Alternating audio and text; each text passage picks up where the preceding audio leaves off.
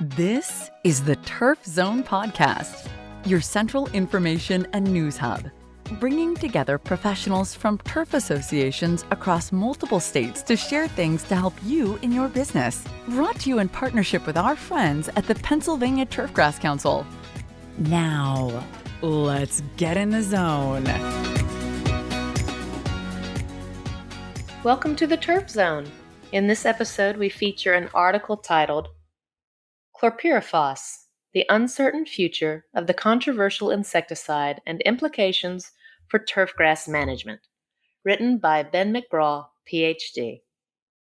There have been more changes to the turfgrass insecticide landscape over the last 12 to 18 months than any other time that I can remember in my career. Many of the changes have been good ones for turfgrass managers in Pennsylvania and much of the country, as new active ingredients have been registered, including a new anthranilic diamide, a combination product, and an insect growth regulator. On the other side of the turfgrass insecticide ledger, it is likely that older chemistries will be phased out of the market as federal agencies conduct periodic reviews of registrations. In February 2022, the Environmental Protection Agency, EPA, announced that it would be banning agricultural uses of the organophosphate Chlorpyrifos, leaving many to wonder about its continued use in turfgrass. A total ban of Chlorpyrifos has already occurred in New York and Maryland, which has caused some confusion as to its use in other states. I admit that I was confused and did not fully understand the changes at the federal and state level, and therefore set out on a mission to better educate myself. This article is not an endorsement of Chlorpyrifos, but rather a means to help inform readers of what to expect in the short term regarding its use in turfgrass. Organophosphates. The insecticidal properties of organophosphates have been known since the mid-1800s, with the first compound being synthesized in 1854. Organophosphates work by inhibiting an enzyme in the nerve cells. Acetylcholine esterase degrades the chemical neurotransmitter that causes a nerve impulse that would otherwise turn the impulse into muscle movement. The delivery of organophosphate into the insect's body essentially stops the enzyme's normal functioning. The neuron fires repeatedly, which leads to muscle overuse and tetany and eventual death. Human nerve cells also possess acetylcholine esterase and therefore can suffer adverse acute or chronic reactions when exposed to organophosphates. It's also for this reason that many organophosphates active ingredients were discovered. Organophosphates were used as insecticides in the 1930s, though thousands of compounds were developed in Nazi laboratories during this period to discover nerve toxins that could be used on the battlefield. Organophosphates that demonstrated promise in insect control were made available to the public for agricultural and residential use after World War II. Organophosphates in turf management. Several organophosphates have been used to control turfgrass insect pests over the last 70 years, though only 3 active ingredients are commonly used today. General characteristics of organophosphates include contact activity, limited mobility as they bind to organic matter, and relatively low residual activity or half-life within the soil. Subtle differences can be observed between organophosphate active ingredients, leading to slight changes in their use. For example, the biggest difference between all 3 organophosphates used in turfgrass is that trichlorphon has much greater solubility than acephate and chlorpyrifos, which are relatively insoluble. Trichlorphon solubility allows it to move through the soil profile despite having high binding potential like other organophosphates. Therefore, it can be used as a curative white grub larvicide, whereas the other 2 actives are relatively insoluble and likely to bind to thatch and organic matter before reaching the target site. Therefore, the primary use for most organophosphates in turfgrass insect management is limited to contact control of surface active insects. Regulatory review.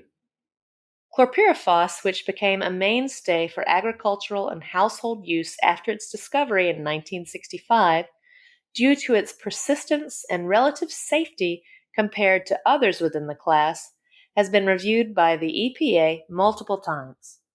The EPA reviews the registration of any pesticide every 15 years and considers new scientific findings in the continued registration of the active ingredient. The EPA mandate is to only register a pesticide when it determines that it will not cause unreasonable adverse effects on humans or the environment while considering the economic, social, and environmental costs and benefits of the use of the pesticide, Federal Insecticide, Fungicide, and Rodenticide Act. Several organophosphates developed around the same time as chlorpyrifos have been banned by the EPA for their potential adverse effects on human health, though the phase-out process can be lengthy. The phase-out of diazinon began in 1988 after a link between its use and massive bird die-offs in open spaces, including golf courses, was established. However, the last sale of diazinon was not until 2004. Phasing out of certain uses of chlorpyrifos has already been a lengthy process. Changes to the Food Quality Protection Act, FQPA, in 1996 set a more rigorous safety standard to reduce children's exposures to pesticides, which in turn led to the voluntary elimination, phase-out, or modification of certain uses of chlorpyrifos in 2000. Other reviews have occurred in the last 22 years, including changes to labels to protect workers and periodic human health risk assessments as new information becomes available. Sifting through the EPA documents pertaining to the EPA registration reviews can be dull, but 5 years ago things started to get interesting. In 2017, environmental advocacy groups brought forth a petition to revoke all chlorpyrifos tolerances and cancel all chlorpyrifos registrations based on the 2014 human health assessments. It has long been known that chlorpyrifos exposure can be more harmful during development than in adulthood, and that these impacts to the developing brain can contribute to behavioral abnormalities. Despite this, the petition was denied based on the need for more time to examine the science addressing neurodevelopmental effects. This ruling was challenged in the U.S. Court of Appeals for the Ninth Circuit, which hears cases pertaining to the civil and criminal matters that fall under federal law. In 2021, the court found that the EPA's denial was arbitrary and issued a final rule revoking the tolerances unless the EPA could show the tolerances were safe. Otherwise, they would need to modify or cancel food use registrations for chlorpyrifos. In February 2022, EPA issued letters to companies with chlorpyrifos registrations indicating that they will proceed with canceling the registered food uses. It's important to note that these rulings have implications for food use registrations, as many non-agricultural, non-food uses of chlorpyrifos remain registered. I think much of the assumed deregistration of chlorpyrifos in Pennsylvania turfgrass has come from the media attention given to the cancellation of uses pertaining to agricultural uses without emphasizing allowance for certain systems. Some confusion may arise from the fact that our neighbors in New York and Maryland have total bans on chlorpyrifos as well, which may have led to regional distributors discontinuing sales within turfgrass. Even with chlorpyrifos registrations in place in Pennsylvania turfgrass, this does not pertain to all turfgrass sites. According to the Pennsylvania Department of Agriculture, chlorpyrifos has been prohibited for residential turf sites within the Commonwealth. The department has not taken any further action to restrict use of chlorpyrifos on golf courses, sod, and industrial or highway turf areas. What's next? I wrote this article because I had assumed that chlorpyrifos bans in turfgrass were imminent and that Pennsylvania, much like neighboring states, had begun phasing out chlorpyrifos. I had mentally moved on to a life without the active ingredient. For some, maybe most, this is not hard to imagine. The good news is that better, more efficacious, more selective, less broadly toxic alternatives to chlorpyrifos exist for almost every turf insect situation. The major exception to this rule happens to be one of the greatest challenges in turfgrass insecticide management. The management of pyrethroid-resistant adult annual bluegrass weevils, ABW, is hindered by a limited number of effective options. In this case, a single, well-timed application of chlorpyrifos against emerged, overwintering adults in spring is currently recommended to reduce some of the egg layers and synchronize larval development. Secondly, I'm quite optimistic that solutions will be developed and registered for this issue in the very near future. It's not difficult to recognize that there are inherent issues with many early generation insecticides like organophosphates and the adverse neurodevelopmental effects to agricultural workers exposed to chlorpyrifos and their offspring should cause pause.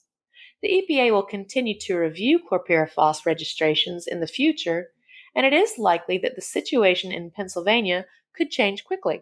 So, though this article may be helpful to some, for product selection in the short term, I think it is wise to plan for alternative approaches in the future, whether mandated or not. The Turfgrass Entomology Laboratory is committed to working on this issue, and it is my hope to be reporting on our adult ABW control research in the near future. For all resources associated with this article, check out our show notes. Don't miss an episode. Subscribe on Apple Podcasts, Spotify, or wherever you get your podcasts. You can also visit us at theturfzone.com.